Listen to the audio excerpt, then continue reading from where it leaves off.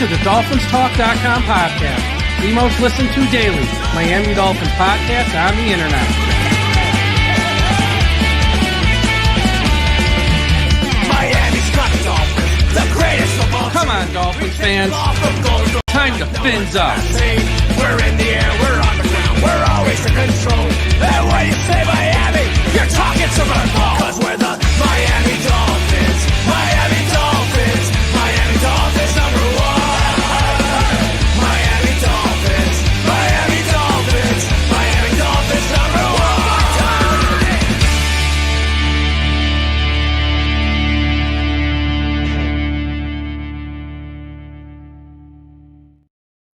Hello, Miami Dolphins fans. How are you today? And thank you for listening to the DolphinsTalk.com podcast on this Friday, April 11th. I think we might have had some technical issues there at the start, but I think we're on live now. On this Friday, April 11th, I'm your host, Michael Leva, joined by Doug Lee Durong from right here at DolphinsTalk.com. Doug, happy Friday. Happy Friday to you. Weekend coming up to relax for the most part. Unless you have a weekend job, then you don't get to relax. Relax before the chaos, because when that draft hits, I know for you, me, people who write, do videos, podcasts, it's going to be craziness for like a week and a half or so. And we're going to talk about all the latest news and information on the Dolphins from the past few days. And, you know, Tyreek Hill is the elephant in the room. We'll talk about that. And also how this affects the draft with the Miami Dolphins. If you're watching this live right now on YouTube, please be sure to smash that like button. Also subscribe to our YouTube channel. And I want to give a shout out to the sponsor of today's show, Caneswear. Everyone go to the website caneswear.com for the very best Miami Dolphins apparel on the internet. Also the most affordable Miami Dolphins apparel on the internet. If you want a jersey, maybe to replace that Tyreek Hill one, go to caneswear.com. If you need a hat, you need a hoodie, you need a t-shirt, you need a sweatshirt, anything with the Miami Dolphins logo on it, caneswear.com is the place to go. And yes, they ship internationally as well. They also have stuff for the Miami Marlins, the Florida Panthers, the Miami Heat, and of course, the Miami Hurricanes, the U, and pretty much all the college teams in the state of Florida as well. Caneswear.com is the place to go. Also, our Patreon service, Dolphins Talk Extra, patreon.com/Dolphins Talk, our interactive mock draft, which we're doing exclusively for Dolphins Talk Extra members. It's filled up.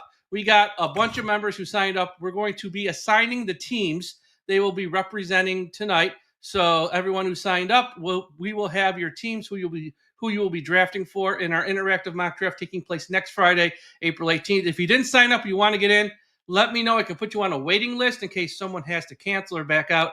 But be sure to sign up for Dolphins Talk Extra, $3 a month, patreon.com/Dolphins Talk. Okay, Doug, this mess with Tyreek Hill. Since it broke, on like Wednesday evening or so, this story's been covered everywhere, as expected. Anytime you got a superstar player involved in a domestic dispute, it gets crazy. And I think before we get lost in the weeds, because I've seen some Dolphins fans on social media, there's no defense of this. I see some fans, well, he didn't hit anyone. He just tossed a laptop. And, if this was Tyreek's like first and only off the field incident, you can maybe give him a little bit of the benefit of the doubt. You can maybe give him, turn a blind eye, say, look, stuff happens, whatever. But this is like his 500th off the field incident. And we know there's going to be another one coming in a few weeks. I want to play this clip from the Dan Le Batard show, and then I want to get your reaction on it. It's about 2 minutes long, so everyone bear with me, but it's really good because I think Dan puts this in great context, and I think he sort of summarizes why this shouldn't be just like, oh, it's no big deal, it's a lot to do about nothing. So I'm going to play this clip, and I want to get your reaction, Doug. But I wanted to begin with the plague that is Tyreek Hill. And this is convenient for me to do this now, I will admit it, because I've spent a couple of years celebrating, oh, he's fast and great. And he's also dangerous to women and children, and has been almost the entire time we've known him. And maybe there's a he said, she said of some sort in another incident involving Tyreek Hill. And I'm guessing, by the way, that if he's getting caught this much, he's probably not getting caught every time something like this happens. So you can go he said, she said. But the man has proven to be dangerous to women and children, and we've known it for a long time. Like, that part has not been any kind of secret. We've forgiven it because he's fast and great at football, and he rose right to the top of football. And he's a menace who even if there's another side to what happened this time, what about all the other times that you just can't be trusted to be mature, not reckless, foolish? And it happened so much that I'm embarrassed by the way we've covered him in retrospect. Because this happening again with an actual baby, a laptop thrown allegedly, wife filing for divorce kind of on the spot, bruise on her chest, don't know how it got there. None of you were surprised by any of those details, not a one. You believe all of them, and you wonder what's being hidden there. And while he was wronged outside the stadium before a game, you've seen him and heard about him enough around women and children that you know him to be dangerous and reckless in all facets of his life. Like, you know enough information about why is there a fire at his house? Why, like, there's just a general recklessness there that I'm assuming will get him traded soon, and he will get a fresh start somewhere else. Because as important as he is to the Miami Dolphins, that sport's hard. There's a lot of miles on that. And last year looked like the future of Tyreek Hill. And what does he look like if he's not faster than everyone else in the league? Does everyone allow him to play despite him being dangerous to women and children? So, yeah, I thought that kind of sums it up, because the point, people have tolerated a lot of this because he has been the best, or one of the best wide receivers in the game. And we did see some slippage last year with the speed, or just in general. And I know a lot of fans of Dolphins say, well, it's because he got hurt, Tua. They say, well, guess what? Tua's always gets hurt. So can't use that as an excuse. Just what are your thoughts on that clip and just overall where we are? Yeah, the whole situation, a lot of people say, there was no charges pressed and all of these things. And, I read one comment of somebody saying that, if so he had an argument with his wife, so many people would be arrested, blah, blah, blah. It's not that this is like he had an argument with his wife. It's the how many times in the off season, how many times during the season, how many times is it something with Tyreek Hill. And, we all can agree that him on the field is different. He does make the offense better, all of these things. But it gets to a point now where it's like, it's a distraction. It's a huge, huge distraction. And at the end of the day, I wouldn't be surprised if the NFL comes in and does some type of discipline. They have suspended people for less. And, it's all about that logo. It's all about the crest. It's all about the NFL and the image they have. You had the Deshaun Watson situation. You had he was never arrested either. Situation. Never arrested either. So many different situations. Zeke Elliott, never arrested. So, I would be shocked if he doesn't see some type of discipline from the NFL. So it gets to a point. And I know that Barry Jackson came out and he said one unknown GM said, trade him for a third that could possibly become a second. Oh, I would do a backflip June 1st. I would. Tell me the team that will do that, though. That's the thing. I would do it tomorrow. Exactly. I don't know if there's a team out there that would, though. Yeah.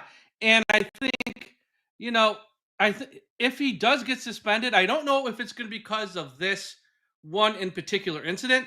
I think it's going to be like a lifetime achievement award. Like, we probably should have suspended you 5 other times in the past. We haven't. And now, you know what? This is just, here's your lifetime achievement award, Tyreek. Sit out weeks 1, 2, and 3 of this year. Whatever it is, I don't know. I could see that absolutely happening, because at what point is enough?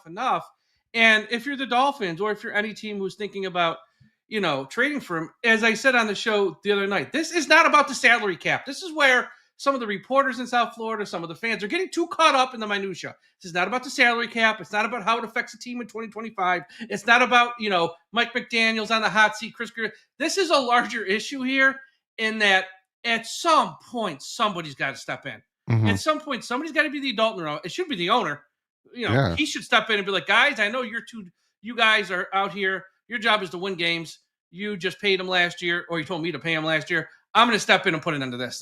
Enough. And this should be coming down from Stephen Ross, even though I have no idea. I have no hope that it will.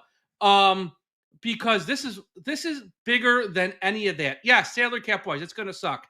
If I was Stephen Ross, I would say, get rid of him, figure out the best way to do it. If you got to do it post June 1st, do it. I don't care about the details. It's not about that. I understand we're going to take a step back on the field this year. That's okay. Because this guy literally pisses on the logo and pisses in the fan of everyone who shows up to work in Miami Gardens, whether it's a secretary, whether it's someone on a social media team, whether it's someone on the team training staff. He pisses on the fans. He don't care. And, oh, yeah, he did quit week 18, paying the guy $30 million. He did quit there too. And then this guy, who he's I like Mike McDaniel as a person. I think he's a good guy. I think he actually has a warm heart. He has a good heart.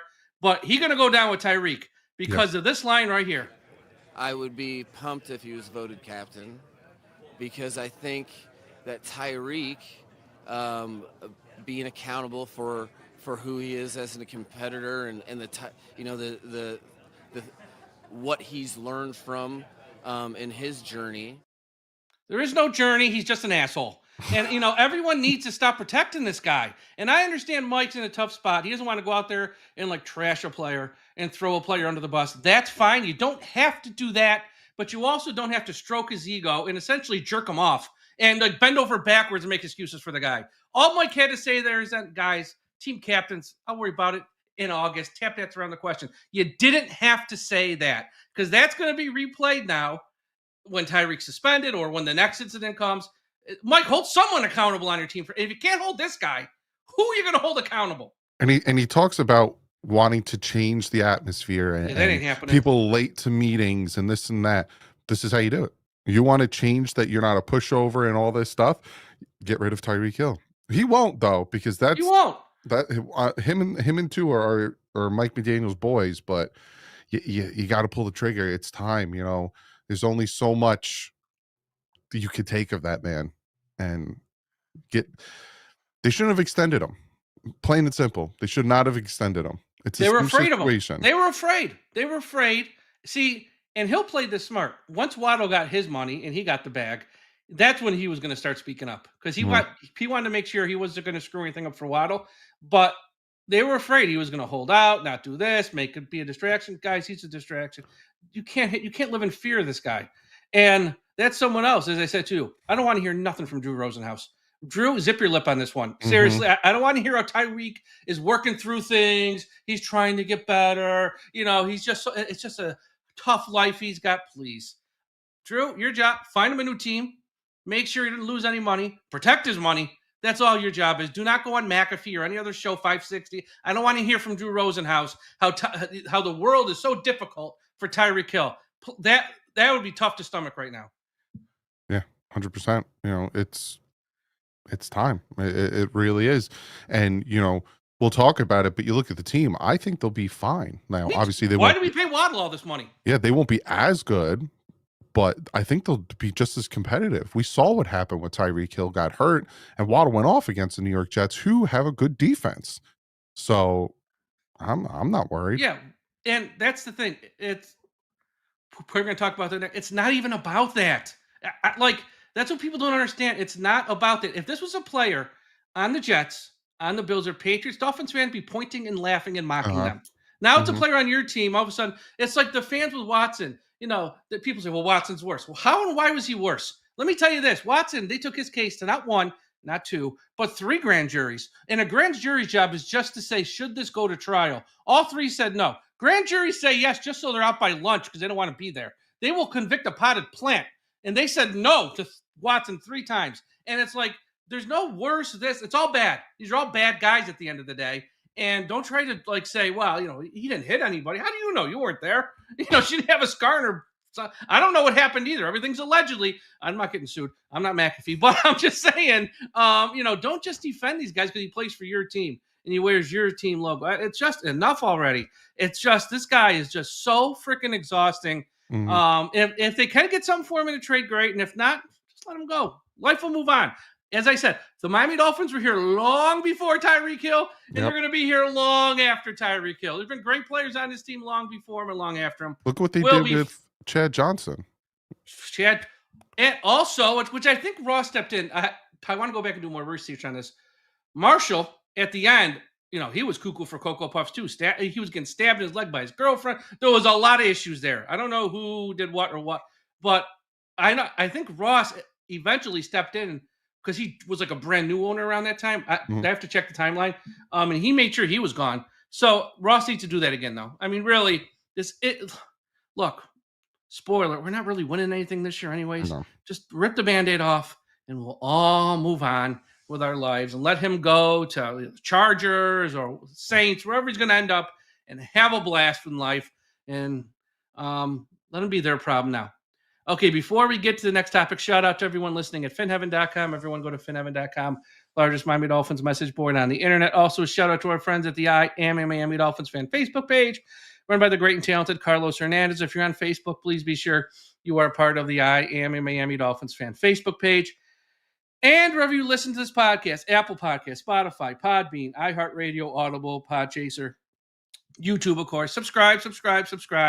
We're going to have shows pretty much every day between now and the draft. My last draft preview show with Dante Calinelli next Tuesday. We look at the secondary and also a few of the linebackers we didn't get to on last week's show. And then, draft night.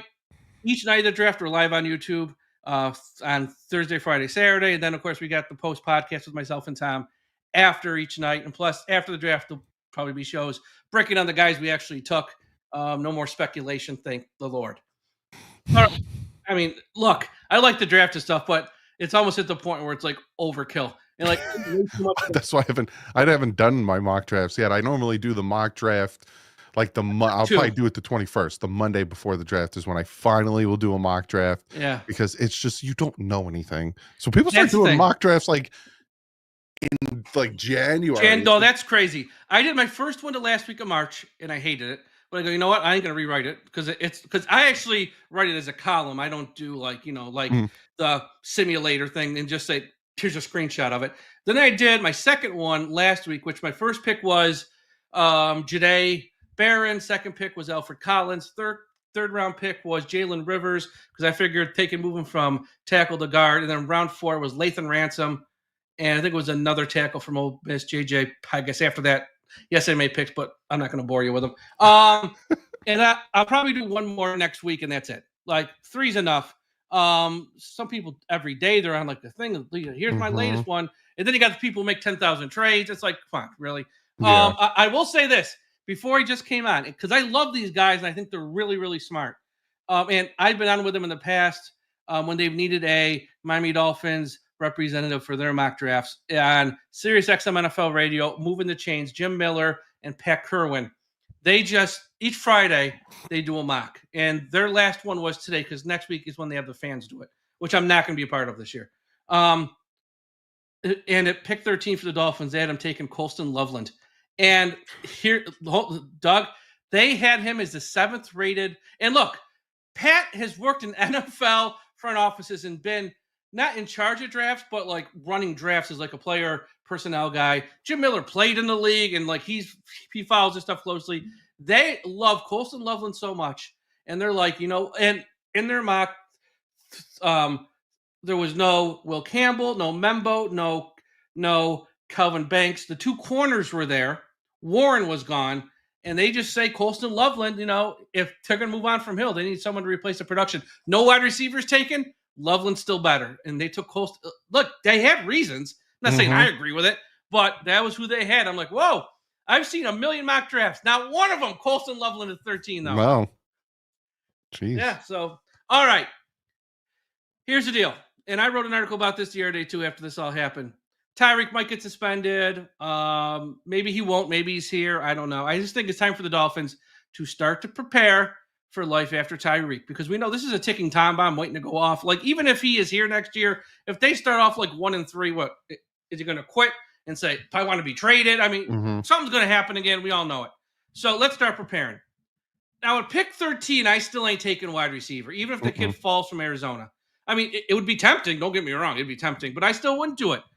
But if they took one at 48 or 98, I can't be mad anymore. Because if there's any silver lining in this whole story with Tyreek, is it happened prior to the draft, not after the draft. That's the only silver lining. So Miami, they know that they know. And if they want it, so if somebody falls at 48 or 98, would you be mad if Miami took a wide receiver there? It depends on what's on the board. There are they're going to have receivers, to pass on somebody. Yeah, I mean. Like Jaden Higgins, I like. Yep. He could be there at 48. Again, it depends on how the draft goes, when runs go, yada, yada, blah, blah, blah. Jack Beck, who was the Senior Bowl, MVP, he's a guy that I like. There are some guys that, Xavier Restrepo, who Didn't 40 run times great at scary. his pro Oh. day, but could be, viable there. Because if you look at his numbers and you look at Jarvis Landry's numbers, they were kind of similar at their pro days, and we all love Jarvis Landry. It all depends, like what they do with their first round pick. Like, is it a guard? Is it because the three major picks that a lot of people see happening at 13 is either corner, guard, or defensive tackle, or tackle/guard. Those are the three major picks. So, my thought process always has been with the draft, whoever you don't take in the first, you take in the second, and then see how it falls in the third. So again, it all depends. If there's a run and they don't trade up, which they probably won't because they don't have much capital to trade up, and all of a sudden there's like no one there at 48, then I wouldn't be against it. We did the same thing with Jarvis Landry, which is funny that I brought him up, where, I think at the time we had Brandon Marshall and we had all these receivers, and we took Jarvis Landry in the second round. And, I remember when it happened, I was scratching my head like, we don't need a receiver. He ended up being a pretty good receiver for us. So, I'm not saying it's not going to happen, and I won't be pissed depending on the receiver they take, unless it is a guy who's like Isaiah Bond, who's like ranked like He's in trouble 111. too now. He's in he's in some hot water. Exactly. So it depends. It all depends on how everything falls with the draft. But, kind of piggying back off what I said before, having Jalen Waddle, having Westbrook, and having Malik Washington, I would be fine with just having those three going into the season. I think Malik isn't as good as Tyreek Hill, obviously, but he's comparable. And then you have Westbrook, who is a taller receiver, and then Jalen Waddle has thrived when Hill's not out there, even before Hill got there. So I wouldn't be upset, running it back. No, and I think the other thing is, here's the thing, which I know there's this narrative out there that everyone's on the hot seat of Miami. Greer's on the hot seat, McDaniel. Now, one of their moves this offseason has indicated that they're on the hot seat. They haven't panicked. Right. They haven't looked desperate. They're not spending money. I mean, they're still sitting on 21 million, really 17 when you factor out the money that they have to spend for the draft class. 17 million. They are not acting like they're on the hot seat. Mm-mm. And if they're not on the hot seat and they feel like they have job security, which I actually think they do. I mean, look, if they win 3 games next year, they're getting fired. But that's normal NFL pressure. That's not like, oh, you're on the hot seat. I think this draft with your 10 picks, BPA, like that pick in round 1 that I just said of Loveland. Look, I don't have him as like the 7. Who the hell am I, number 1? And 2, if they took him, it's not like I'd be like crazy, because like, okay, he's a really good player, second best tight end in this class. Okay, because this is about replenishing this roster with talent. The past couple of years, they've had, not last year but prior, only 4 picks in one draft, only 4 picks in the following draft. Cam Smith in round 2 was their first pick. The year prior, Channing Tindall at the end of round 3, which really started around 4 because it was in the compensatory area, was their first. It's about just adding good players. So yeah, if they took a wide receiver at 13, which I don't think they will, but say they did, but okay, I kind of get it, because they're preparing for life after Tyreek.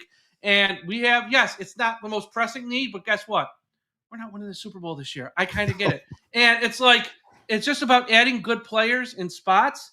I still think in round 1 it's going to be one of those corners, because we know Chris Greer, premium position guys, which takes out the safeties and kind of takes out guard.